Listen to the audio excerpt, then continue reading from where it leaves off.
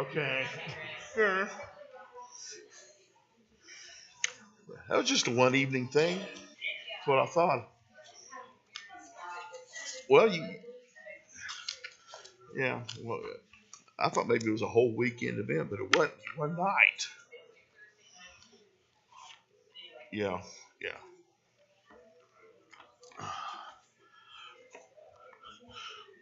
Well, we're a little bit late, but that's okay. We're all having a good time visiting and socializing, which is because that is what part of fellowshipping is all about. That is uh, catching up with our loved ones, our brethren, and just seeing how they are and how the week went and how they are today.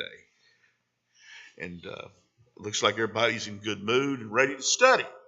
We're going to enter our study of the last chapter of the book of James, and we'll probably do this for a couple of weeks, and then we will burrow right in to First Peter. We might even get into it next week. But good parting shots in the book of James right here. And if we're going to right off the bat go back into a class or a group that James has already had comments for. Now, he didn't necessarily say that folks who were a little more well off economically were condemned earlier, but he was talking about the fact that sometimes brethren were giving them favoritism or showing favoritism to them. And he gave an example of if they come into the assembly, you set them in the front row and you put the poor man against the wall or down on the floor. And it shouldn't be so. We're all equals in the eyes of God. But he has very barbed criticism coming up here in these next few verses when we get into it about how the rich accumulate their wealth, how they use their wealth, and or abuse their wealth. But we'll get into that momentarily. But before we get into it, we do need to stop and have a word of prayer. And Keith Davis, please pray for us, please.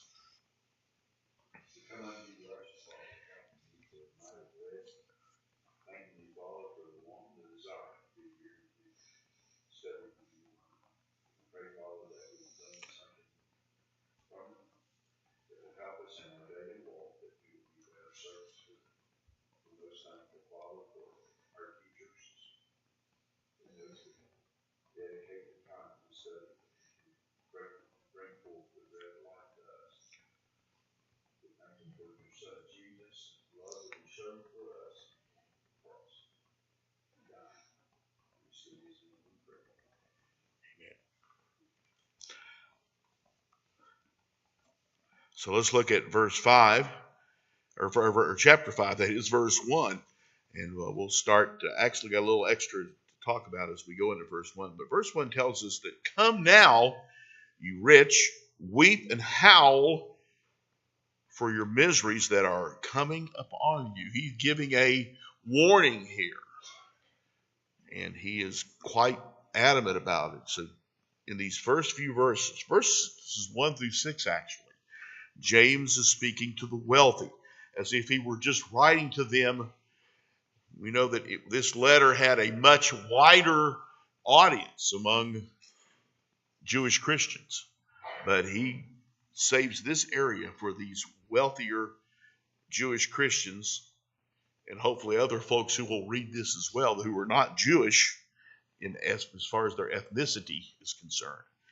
But he's not, of course, sending the letter to them, but he's writing to them specifically. And he worries that even if they read this, would they accept it? It's a big question. Will he give advice that they would take? Would they understand what he's trying to get through to them? But James wrote in this very strong way to show his Christian readers that it is foolish to trust in riches. And he says that if you trust in your riches, as he says in this first verse, that it's certainly not going to bring long term and it is not going to bring eternal joy. He He says misery is going to come upon you.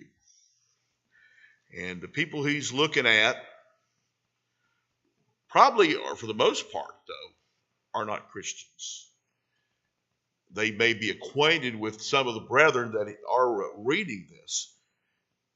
He might be hoping that the contents of this letter are going to be shared to these people, and that the brethren might be able to give this as a warning to these non-brethren.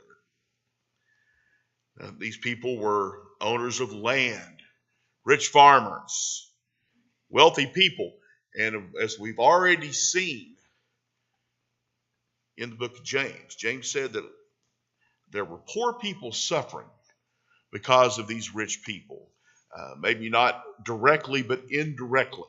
When we talked about the idea of favoritism that was discussed earlier in the letter. But in verses 1 through 6, as we kind of prepare to look at all these, James accused these rich people of four things. He said, verses 1 through 3, that they are foolish in storing up so many riches and possessions that are not used. What do? They spoil, and they do no good. So the things that you're blessed with, and you allow them to rot when you could be benefiting others, that is not good. And he talks about that in the first 3 verses. Verse 4, he says that they're not honest in their dealings. They're not honest in what they do.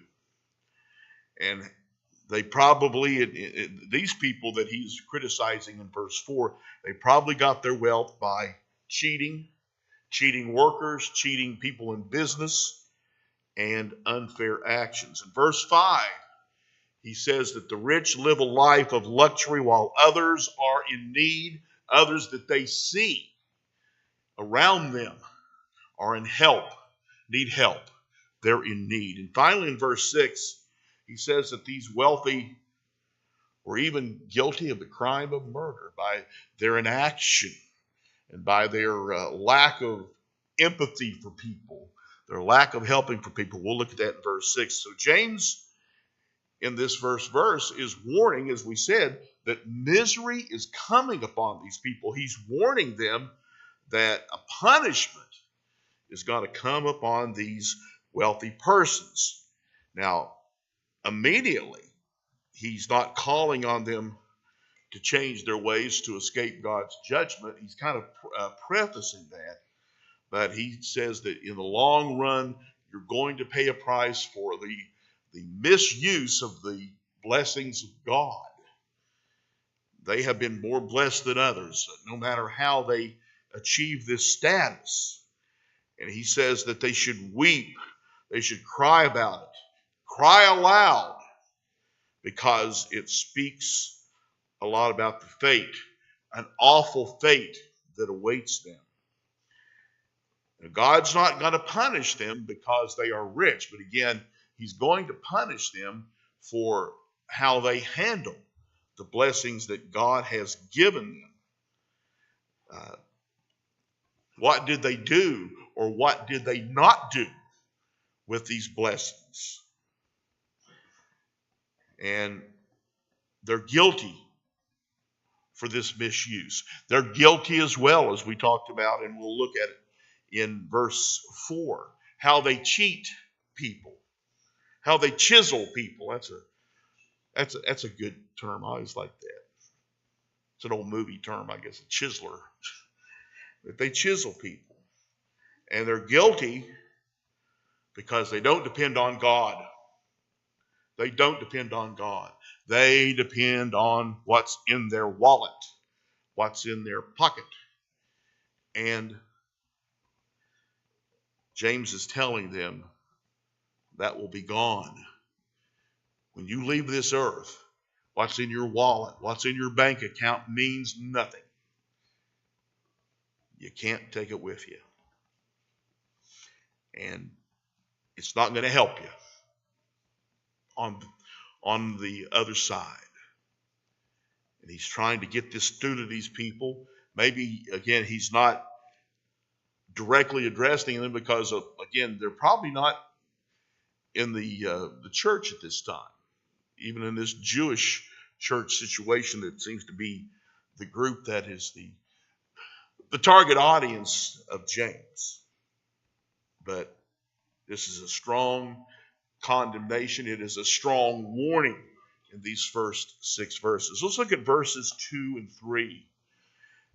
And James writes that your riches are corrupted and your garments are moth-eaten.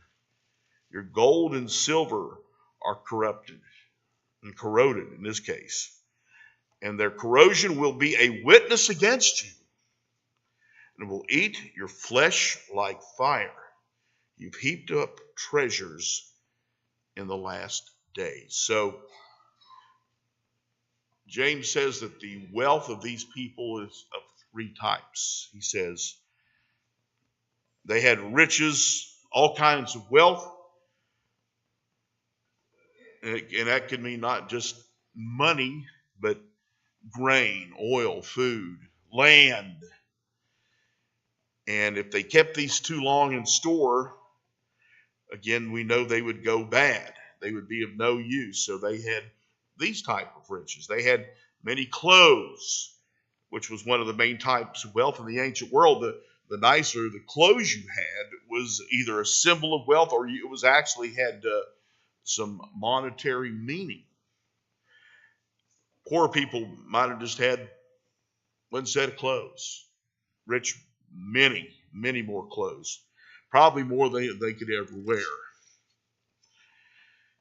I'm sure a lot of us are the same way. We've got closets. Some of the clothing in there hasn't probably seen the light of day as far as being worn in quite a while. Because we're blessed. We are so blessed. God has seen fit to benefit us with these things. Well, the rich that he's talking about here probably had the same situation. If they store these clothes and did not use them, what does he say? The moths come in.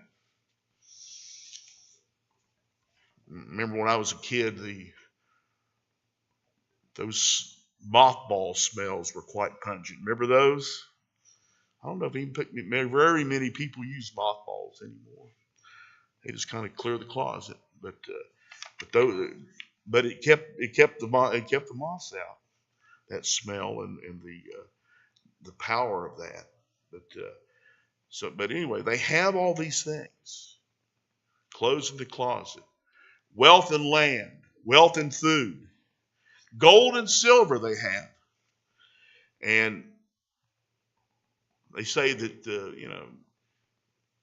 in fact, part of the message here of James is that these items of money would become stained and dirty because they're not used, they're not exchanged.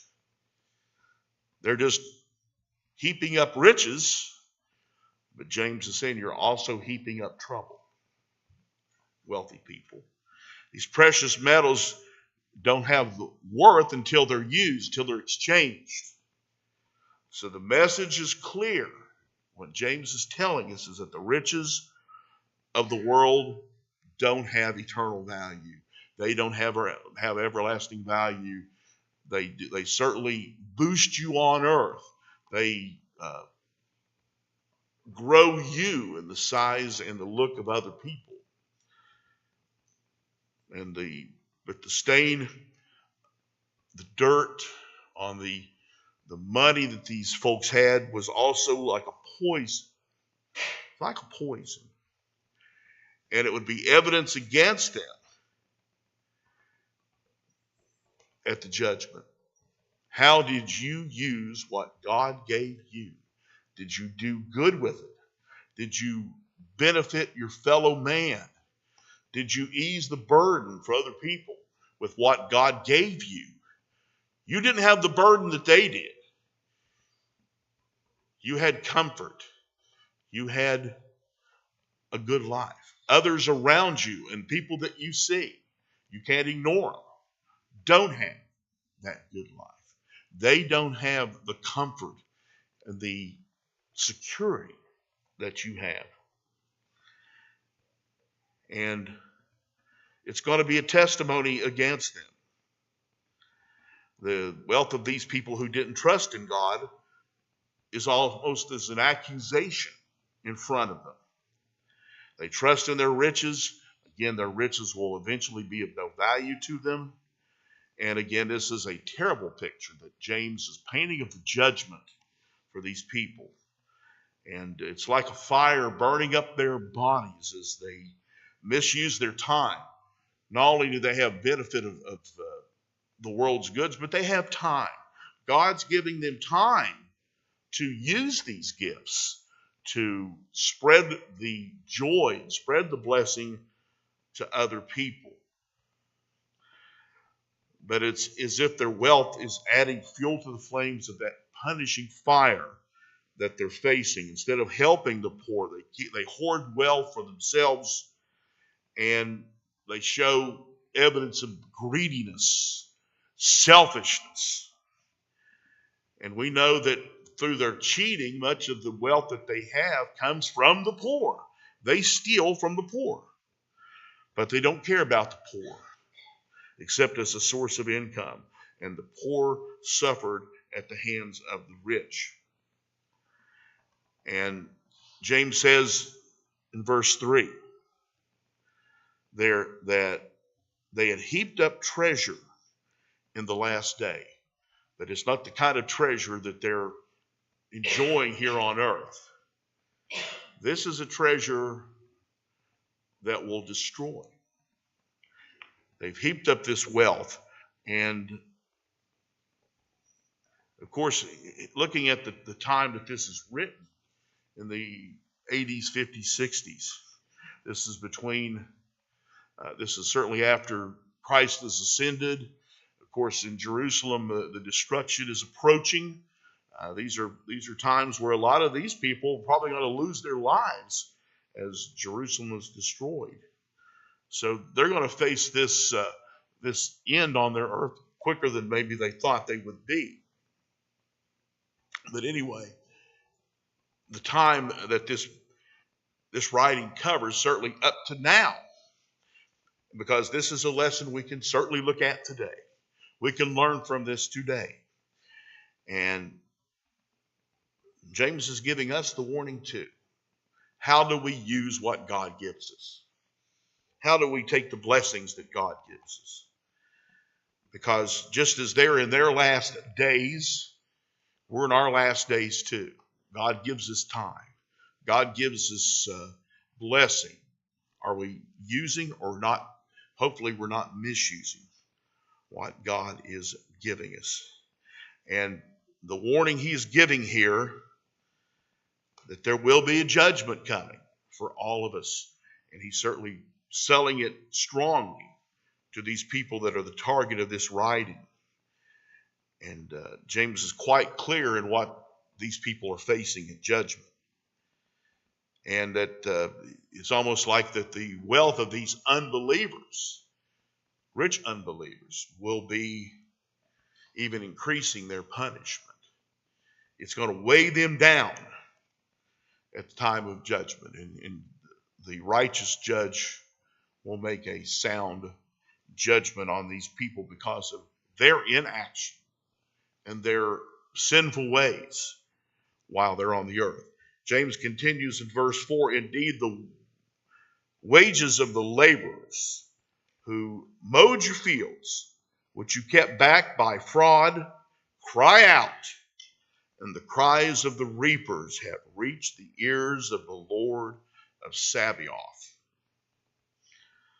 So James here makes another accusation. He says the rich have cheated the workers. They have not paid their workmen, or they've not given them fair wages, keeping back wages of workers working in the fields, laboring in the hot sun, laboring in the cold, whatever time that they were out there doing the work. The law of Moses said that employers had to be good to their workers. It said that masters, be fair, be kind, be considerate to those who work for you. And they had to pay wages to the hired workers for the work they did. They had to be fair in it. They had to be considerate in it. They didn't have, there certainly wasn't a minimum wage back in the Old Testament time or there in the first century, but there was certain common sense. When someone did a job for you, you should give them the wage that will allow them to live a good life or a comfortable life. Don't overpay them, don't underpay them, but give them what they need to live, to have a home, to have food where they can go to the market and buy things. I think it's very, very much the same today. You know, a good boss will be fair to their workers today and should be so. And also, don't delay the payment. When payday is supposed to be here, we expect the check, don't we? Same thing went right there back in the first century. Don't delay the payment. Pay it when it's due. And Moses talked about that in the law, both in Deuteronomy and Leviticus. A lot of what Moses delivered, that those points in those Pentateuch books were about treating workers fairly, paying them when they're supposed to be paid, and paying them what is due to them. So if a worker would suffer, cry to God, God's going to hear that prayer, especially of one who is a brother or a sister. And the wrong done to that worker, as James says here in verse 4, that this is going to be a testimony to the unfairness. And he says that he's going to hear that cry. The cries of the reapers, he says here. And the Lord has heard it. It's reached the Lord's ears. The Lord is not deaf to these cries. These cries for justice, these cries for fairness. And again, this is a testimony against these wealthy people, is these cries. It's as if the coins in the rich person's pocket cry out from there, saying, I'm guilty. I'm guilty. God, the God of Sabaoth, the Lord of all power. And he hears these cries for justice from the poor. And God will punish, righteously punish those who cause the poor to suffer. A strong warning again here for these wealthy individuals who are certainly not fair to others. Verse 5, you've lived on the earth in pleasure and luxury. You have fattened your hearts as in a day of slaughter. So he talks about living in luxury, maybe overabundance, living for your own pleasure. And this is a way of life where you're selfish. You're not looking to, again, the needs of other people. You don't care about the needs of other people. You're just in it for yourself. How many people do we see that today? And they want more. There's never enough. Never enough. They live for themselves alone. And they live in an excess of luxury. And as they do that and want more, as David said, again, they're heaping up a terrible judgment that is to come. And again, for some of them, especially if you were in Jerusalem when the Romans came, it would be soon, very soon.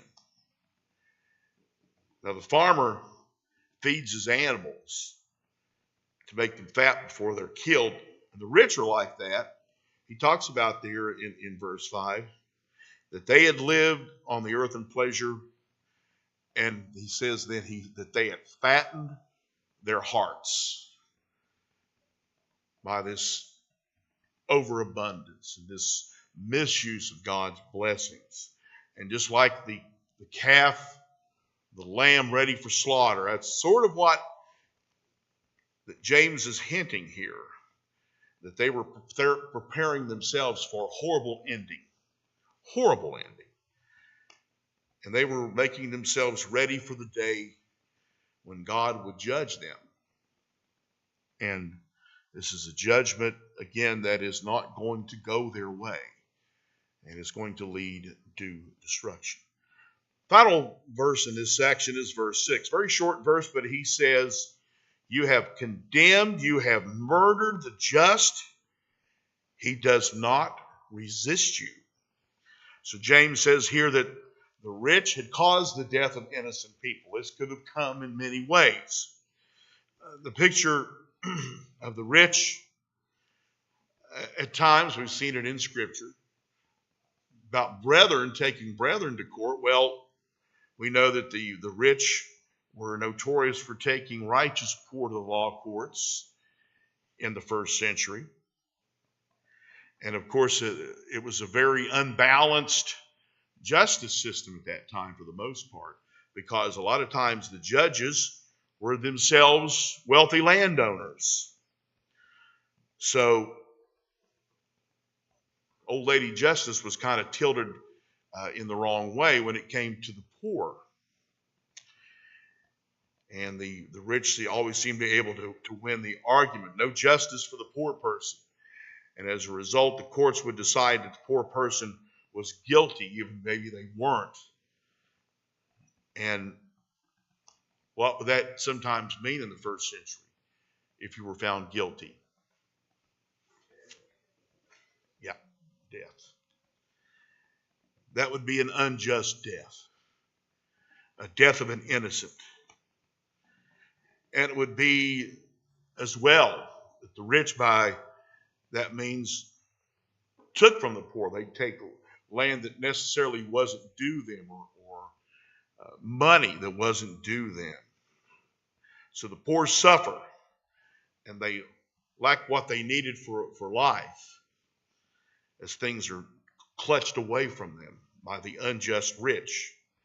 As they died, the rich, in many of these cases, in effect, murdered them. The poor can't defend themselves. And there was just no help for them against these unjust rich persons. They had to be patient in their suffering. Well, you talk about being unjustly accused, especially as a Christian. You're going to learn patience. You're going to learn long suffering. But these people who are looking to God will continue to. They put their hope, they put their trust, their faith in God. Although there's injustice that's being discussed here, that's being looked at here in this verse, that it's also a chance for growth as well. If you're a child of God, if you're a faithful child of God, there is a positive to be brought out of a negative situation. James tells us that. But he says, these are just people, this verse. He says, these are just people who have been condemned. Again, he says they've murdered the just people. And that this person is not resisted, that has been unfairly treated. And I really do think he's talking about a brother and sister in Christ who puts their faith in God and looks for deliverance from God, if not in this life, in eternity. Mm-hmm. Yeah. That, again, that is a positive, that is a good message that comes out of a very condemnatory piece of writing here from James. So that wraps up that section. We got about 7 or 8 minutes. We can get into the next section. Let's look at verse 7. And as we get into this section here, basically through verse 11, James is talking to the brethren. Whereas the message there in the first 6 verses could go to brethren and a lot of non-brethren. This is really aimed up here, these next 4 or 5 verses of the brethren. Verse 7, James writes, "Therefore be patient, brethren, until the coming of the Lord. See how the farmer waits for the precious fruit of the earth, waiting patiently for it until it receives the early and the latter rain." So again, he's specific in saying this is for brothers and sisters. And he is saying, be patient. Oh, we do need this lesson even today. Patience, long suffering. And know, believe the Lord's coming. The Lord's coming for us. May not be in our life. The Lord's coming. And God's going to continue to act on our behalf. While we live on earth, just as we described earlier, we may suffer trouble as we wait for the Lord's coming. But we know that the Lord's going to punish those who have caused his beloved ones, his righteous ones, to suffer. There will be justice at the judgment seat. In the meantime, we know that Christians must leave judging these ones we've already talked about, these wealthy ones, to God. And the idea of patience in this verse is that we're not to take justice into our own hands. Don't do what's wrong against those who do wrong to you. Don't overstep. And it doesn't mean that we should just not speak out for ourselves for justice, but it's our Christian duty to look for justice for all people. But we know even when we speak out, we might still suffer. And James is telling us, be patient. Be patient. Because there will be a final justice. And when the Lord comes, when we leave this earth, all suffering is going to stop for those who are in the fold of safety. And all things that have been done wrong to us will be made right. And the second coming of the Lord certainly is going to be different than his brief time on earth